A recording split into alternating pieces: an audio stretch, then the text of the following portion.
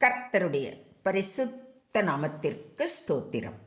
தபசு காலத்தின் 31ஆம் நாளான இன்று தியானிக்கும்படியாக தெரிந்து கொள்ளப்பட்ட வேத வசனம் சங்கீதங்களின் புத்தகம் 119ஆம் சங்கீதம் 66ஆம் வசனம். சங்கீதம் 119:66. உத்தம நிதானிப்பையும் அறிவையும் எனக்கு போதித்தருளும். உம்முடைய கற்பனைகளின் பேரில் விசுவாசமாய் இருக்கிறேன். Teach me good judgment and knowledge, for I believe in your commandments. நன்மதியையும் அறிவாற்றலையும் எனக்கு புகட்டும், ஏனெனில் உம் கட்டளைகள் மீது நம்பிக்கை வைக்கின்றேன். ஆமேன். தபசு காலத்தில் நாம் ஆழமாக தியானிக்க வேண்டிய வசனம் இன்றைய தியான வசனம். 119ஆம் சங்கீதம் முழுவதும் தேவனுடைய வார்த்தையின் மகத்துவத்தை பற்றி பேசுகிறது. இந்த சங்கீதத்தில் கிட்டத்தட்ட ஒவ்வொரு வசனமும் தேவனுடைய கற்பனைகள், சட்டங்கள், சாட்சிகள், வார்த்தை இவற்றை குறித்து பேசுகிறது. இதன் மூலம் தாவீது சொல்ல விரும்புவது, தேவனுடைய வார்த்தை வாழ்க்கையை மாற்றும் சக்தி உடையது. ஆனால் அந்த வார்த்தையை சரியாக புரிந்து கொள்ள தேவ கிருபை வேண்டும். அதனால்தான் தாவீது உத்தம நிதானிப்பையும் அறிவையும் எனக்கு போதித்தருளும் என்று வேண்டுகிறார். இந்த தபசு காலத்தில் நாமும் இதே போல ஜெபிக்க வேண்டும். இந்த வசனத்தின் ஆழமான அர்த்தத்தை குறித்து சற்று விரிவாக தியானிப்போம். இங்கு தாவீது தேவனிடத்தில் 2 முக்கியமான வரங்களை கேட்கிறார். ஒன்று, உத்தம நிதானிப்பு, குட் ஜட்ஜ்மெண்ட். நிதானிப்பு என்பது எது நல்லது, எது தீமை, எது தேவனுடைய சித்தம், எது அல்ல என்று சரியாக புரிந்து தீர்மானிக்கும் திறன். தாவீதை போல நாமும் தேவனின் பாதம் அமர்ந்து, கர்த்தாவே, வாழ்க்கையில் சரியான முடிவுகளை எடுக்க எனக்கு கற்றுக்கொடுங்கள் என்று ஜெபிக்க வேண்டும். இது மிக மிக முக்கியம். ஏனெனில் எவ்வளவுதான் அறிவு இருந்தாலும் நிதானிப்பு இல்லையெனில் மனிதன் தவறான வழியில் போகலாம். உத்தம நிதானிப்பு என்பது சாதாரண அறிவல்ல, இது ஆவிக்குரிய புரிதல். அதனால்தான் சாலமோன் தேவனிடத்தில், உமது ஜனங்களை நியாயம் விசாரிக்கவும், நன்மை தீமை இன்னதென்று வகை அறுக்கவும் அடியேனுக்கு ஞானமுள்ள இருதயத்தை தந்தருளும் என்று வேண்டுவதை 1 ராஜாக்கள் 3:9 வாசிக்கிறோம். தேவன் சாலமோனுக்கு ஞானமும் நிதானிப்பும் தந்தது போல நமக்கும் தந்தருளுவார். இதை விசுவாசிக்கிறீங்களா? இரண்டாவதாக தாவீது தேவனிடம் கேட்பது அறிவு, தட் இஸ் நாலேஜ். அறிவு என்பது தேவனுடைய சத்தியத்தை அறிதல்.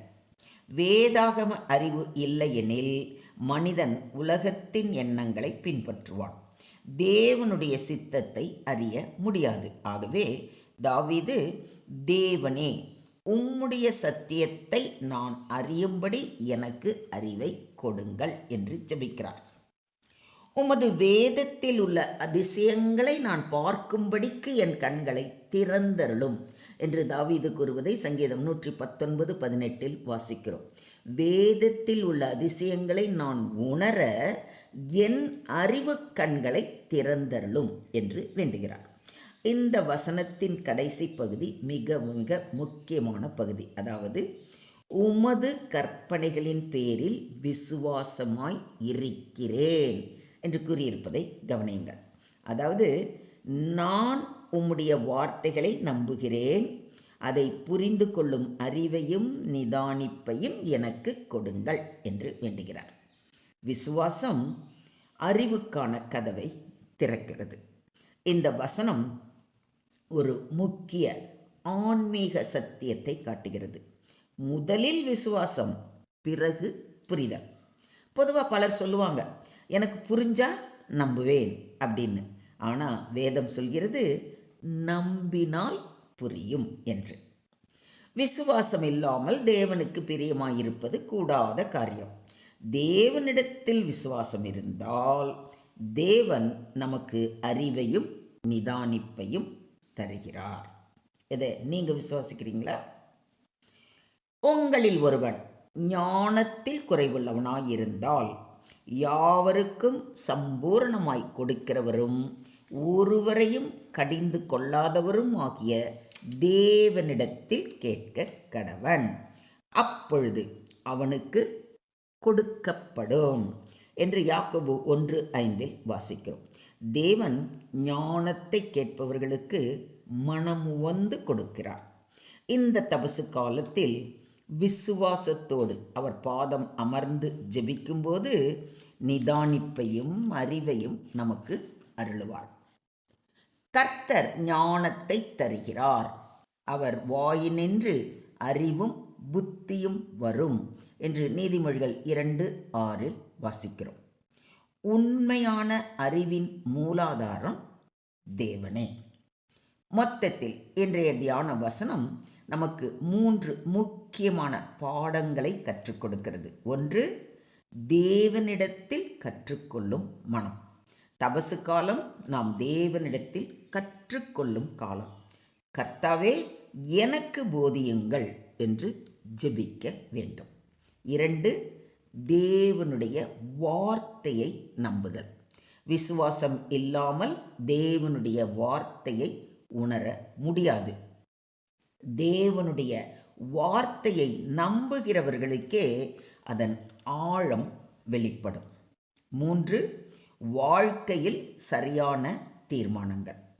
உத்தம நிதானிப்பு இருந்தால் பாவத்தை தவிர்க்கலாம், தேவனுடைய சித்தத்தை அறியலாம், நீதியின் பாதையில் நடக்கலாம். சுருக்கமாக சொல்வதானால், தாவீதின் ஜெபம் ஒவ்வொரு விசுவாசிக்கும் தேவையான ஜெபம். நாம் தேவனிடத்தில் அறிவை, ஞானத்தை, நிதானிப்பை விசுவாசத்துடன் கேட்டால் தேவன் நம்மை சரியான பாதையில் நடத்துவார். தேவனுடைய வார்த்தையை நம்புகிறவர்களுக்கு தேவன் அறிவையும் வழி நடத்துதலையும் தருகிறார். எனவே இந்த தபசு காலத்தில் அனுதினமும் அவர் பாதம் அமர்ந்து, கர்த்தாவே எனக்கு போதியும், என் எண்ணங்களை சுத்தமாக்கும், என் தீர்மானங்கள் அல்ல, உம்முடைய சித்தத்தின்படியே என்னை வழி நடத்தும், என் வாழ்க்கையை செம்மைப்படுத்தும் என்று வேண்டிக் கொள்வோம். தேவன் நம்முடைய ஆசிரியர், தேவ வார்த்தை நம்முடைய வழிகாட்டி. விசுவாசம் நம்மை ஞானத்திற்கும் நிதானிப்பிற்கும் கொண்டு செல்கிறது. இதை விசுவாசிக்கிறீங்களா? Today's verse is a prayer asking God to teach good judgment and knowledge. David believes in God's commandments and therefore asks God to help him understand and live by them. Key lesson: true wisdom and knowledge come from God. Believing in God's word opens the way to understanding it.